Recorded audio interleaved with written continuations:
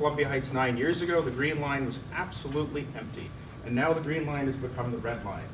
We have a transportation crisis, and it's surrounding the way that our population is flowing. Our population will increase in Columbia Heights and Petworth alone. Those are will be the largest growth in student age population in the next 5 and 10 years. So when we look at what we're doing with transportation, I obviously support bus, metro, I support streetcars, etc. We need to look at where our populations are, where the density is, and what is the most valuable transportation technology that we can apply to that particular neighborhood. So obviously, we're not putting a metro in Spring Valley. Mr. Ed? Transportation funds are restricted, which priority would be highest? I think that was your question. One of the things that's important is revamping Metro. I mean, just dream with me. Wouldn't you take Metro more often if it was more affordable? Picture that. But that's one of the priorities. How do we revamp Metro so that it's effective? And I'm talking about folks on the outskirts of the city as well, coming into the city.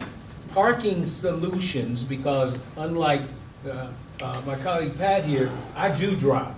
And I'm getting older, and you know, and I think about my mother, and she's not going to be biking some places in this city. And my mother-in-law, she spent her years catching Metro, but it was really inconvenient. So the war on cars is counterproductive for those who are native Washingtonians. I support green initiatives, including investments in electric cars, initiatives for owning electric cars, and investment in electric car stations over the city. Did everyone speak to transportation now? Okay, good. Statehood.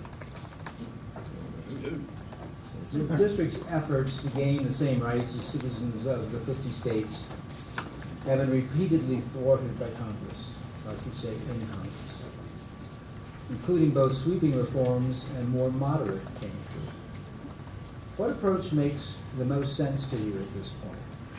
And if elected, are you willing to support significantly increased spending in support of DC statehood? Who hasn't got off yet? Everybody has response, I think.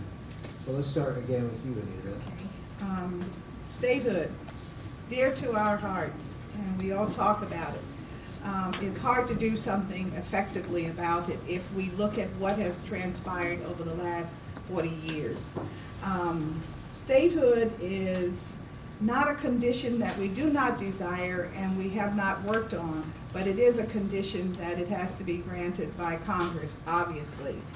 The few times that we've had an opportunity for greater self-determination, we've run into the buzzsaws, the additions compounded, placed on bills that we thought we were going to get passed by Congress. Therefore, my approach would be simply to begin to work in the states and work with the communities in the states so that we can do the old-fashioned bearing pressure on those elected officials who are in Congress to change their minds. We did that once many, many years ago in the era of Walter Fauntroy, and we can do it again. Mr. Mara?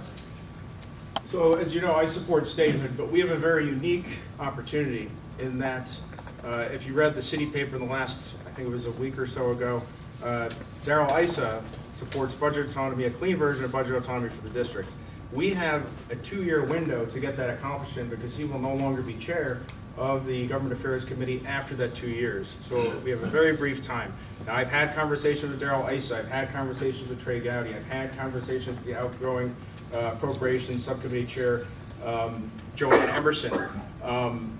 I play in a sandbox. I am able to play in a sandbox that nobody else in the council is able to play in. And this I will take very seriously. In fact, we're about to get a statue in the Capitol, Frederick Douglass. The Hatch Act thing passed. I am texting with people on the Hill, I am emailing, I am calling, I am visiting. I will take this responsibility very seriously, and I believe we can get budget autonomy done.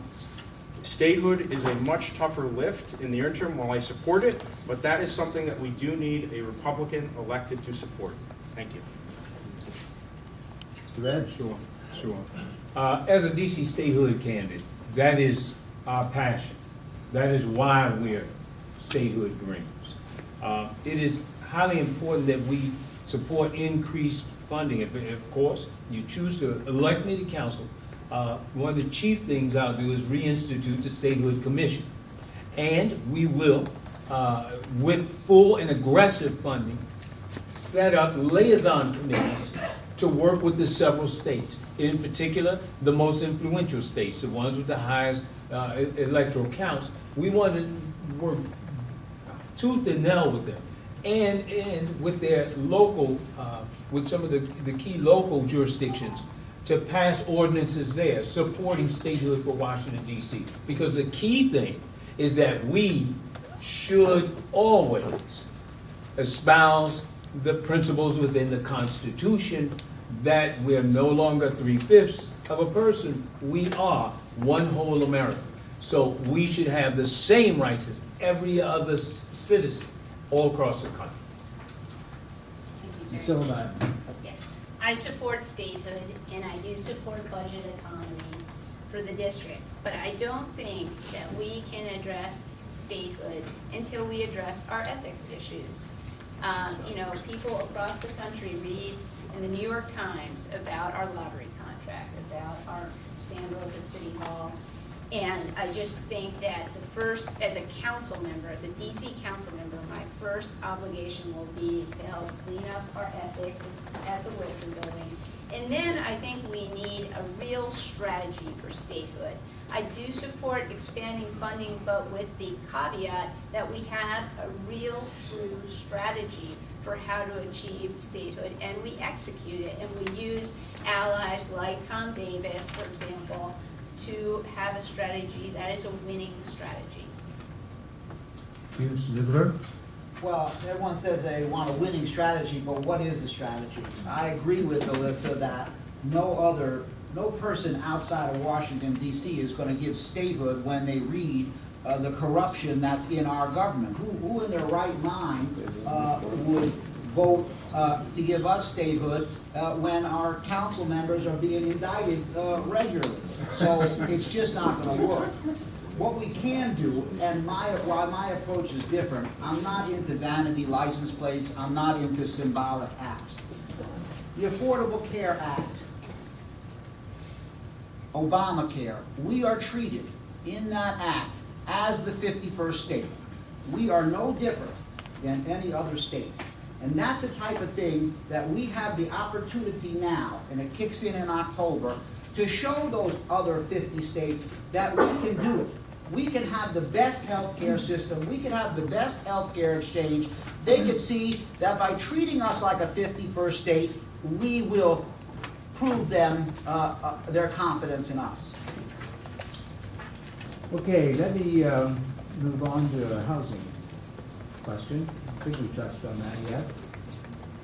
About 70% of DC residents are tenants and face rising housing costs. In fact, according to the Office of Tenant Advocate, rental housing prices adjusted for inflation have risen 23%, and the district has lost half of its low-income rental units since 2000. As a council member, would you support a repeal of the rent control increases established in 2006, in which landlords are allowed to increase rents by CPI plus 2% annually? Mr. Zuckerberg.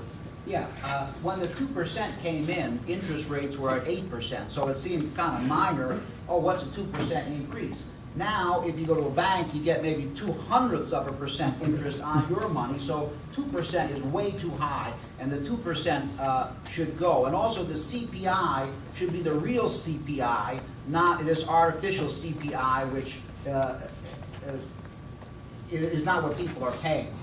My affordable housing plan leverages something that the builders want and something that we want, and that is the easing of the height restrictions in certain areas with community input in exchange for a large percentage of the new developments, including affordable housing. We have to give the developers something, and they have to give us something. And what they're gonna give us, with some limited height restriction relaxation, is a big jumpstart in privately funded affordable housing. Ms. Bonds? While I like his comment very much, and it makes sense, the reality is that we are responsible for providing affordable housing to residents in the city.